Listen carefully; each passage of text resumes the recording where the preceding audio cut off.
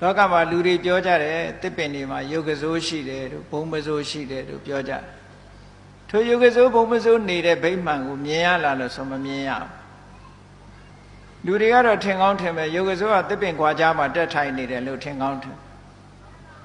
ကိုယ့်အကိုထိုင်ကြည့်ပါလားဘယ်နည်းထိုင်နိုင်မှာတော့တစ်ပင်ခွာကြားမထိုင်နိုင်ဘူးမို့လားတကယ်တော့လေယုတ်ကစိုးဆိုတာတစ်ပင်မှာနေတာမဟုတ်ဘူးတစ်ပင်နဲ့ဆက်ဆက်ပြီးသူ့ရဲ့ဘုံမိမ့်မှန်ရှိတယ်သူ့ရဲ့ဘုံမိမ့်မှန်ရှိတယ်အဲသူ့ရဲ့ဘုံမိမ့်မှန်ကတာခဋ္ဌဗိမာန်နဲ့ရုက္ခဋ္ဌဗိမာန်လို့နှစ်မျိုးရှိတယ်တာခဋ္ဌဗိမာန်ဆိုတာသူ့ရဲ့ဘုံမိမ့်မှန်ဒီတစ်ကိုင်းနဲ့ဆက်ပြီးတော့တည်နေတယ်အဲ့ဒါတစ်ကိုင်းတွေခုတ်လိုက်လို့ရှိရင်သူ့ရဲ့အဆောက်အဦပြိုကျသွားဒါတစ်ခုတချို့ယုတ်ကစိုးတွေရဲ့ဘုံမိမ့်မှန်ကြတော့ရုက္ခဋ္ဌလို့ခေါ်တယ်တစ်ပင်ကငုတ်တူကြီးရှိနေလဲသူ့ဗိမာန်မပြတ်ဘူးသူကအဲ့ဒါကြောင့်မလို့လူတွေကတော့နတ်နေကိုင်းဆိုပြီးတော့ချမ်းချမ်းထားကြတယ်လေအဲ့ဒါနတ်ဗိမာန်မပြုံအောင်လို့တစ်ခက်ကလေးကိုခြံပြီးတော့ခုတ်ကြတယ်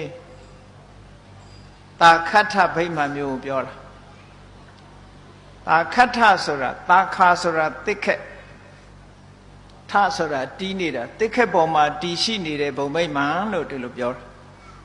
အဲ့တော့တစ်ခက်တွေကုံအောင်ခုတ်လိုက်လို့ရှိရင်တော့ဘုံမိမ့်မှန်ကြီးပြိုကျသွားပြီသားမှတ်ပေးအဲ့ဒီမှာယုတ်ကစိုးကနေစရာမရှိတော့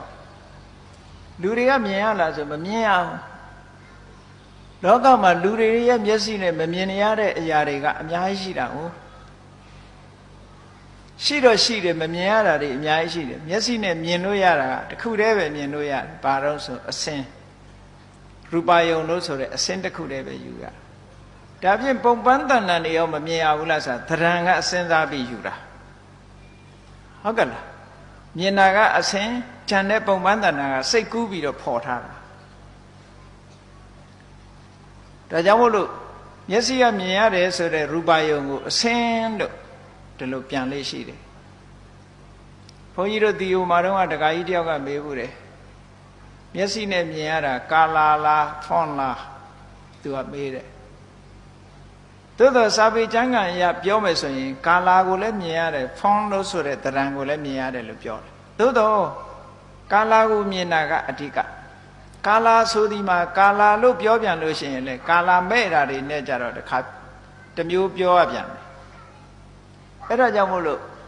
မျက်စိနဲ့မြင်ရတဲ့ဟာကို visible object လို့ဒီလိုပဲပြန်တယ်မျက်စိနဲ့မြင်ရတဲ့အစင်းလို့ဒီလိုပဲပြန်ရတယ်အဲ့တော့အဲ့ဒီနှစ်ခုလုံးဟာခြုံငုံပြီးတော့ဓမ္မသင်္ကတိပါဠိတော်မှာတော့မျက်စိနဲ့မြင်ပြီးသိရတဲ့ဟာတွေပုံပန်းတဏ္ဍာတွေပါထည့်ပြီးတော့မြတ်စွာဘုရားအစင်းလို့ဟောတာသို့တော်ရူပလို့ဆိုတဲ့အရာသည်မျက်စိနဲ့မြင်လို့ရတဲ့အရာကိုပြောတာမျက်စိနဲ့မြင်ပြီးတော့စိတ်ကူးလို့ရတဲ့အရာတွေကိုလည်းထည့်သွင်းပြီးတော့ပြောထားတယ်လို့ဒီလိုမှတ်မျက်စိနဲ့မြင်လို့ရတဲ့အရာကိုနားနဲ့ကြားလို့ရရဲ့လားမရဘူးเนาะသူ့ဟာနဲ့သူတစ်ခုစီအဲ့တော့လူတွေရဲ့မျက်စိနဲ့မမြင်ရတဲ့အရာတွေကလောကမှာမြောင်များစွာရှိတယ်နတ်တွေရဲ့ဘုံဗိမာန်တွေကိုလည်းလူတွေကမမြင်ကြရဘူးတဲ့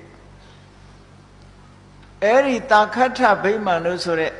တစ်ခက်ပေါ်မှာတည်ရှိနေတဲ့ဗိမာန်ကြတော့တစ်ခက်ကိုကုံအောင်ခုတ်လိုက်လို့ရှိရင်ထိုယုတ်ကစိုးရဲ့ဘုံဗိမာန်ဒီပျက်စီးသွားတယ်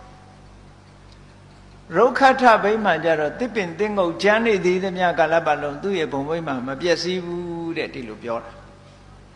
လူတွေလည်းဘာထူးတော့အိမ်ဆောက်ထားတဲ့နေရာမြေပြိုကျသွားရင်အိမ်တွေမပျက်ဘူးလားအဲ့ဒီသဘောပါပဲအဲ့တော့